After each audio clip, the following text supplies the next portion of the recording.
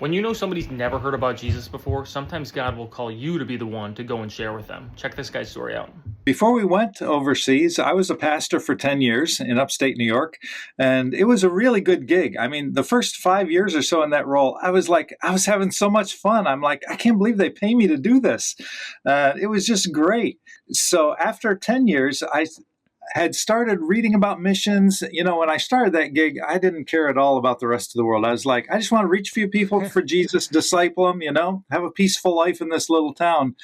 But the more I saw what was happening in the world, and I realized there's an incredible imbalance in gospel access.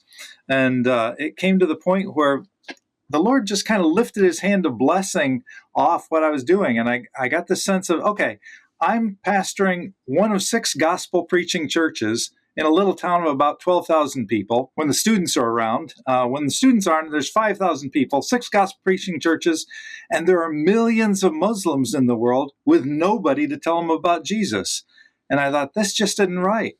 And so I had met a few Muslims, had talked with them, had done some stuff, but I thought, I need to do something that's going to make a bigger impact for enabling Muslims to at least know that there is a way to salvation, to know there's a way that they can have their sins forgiven.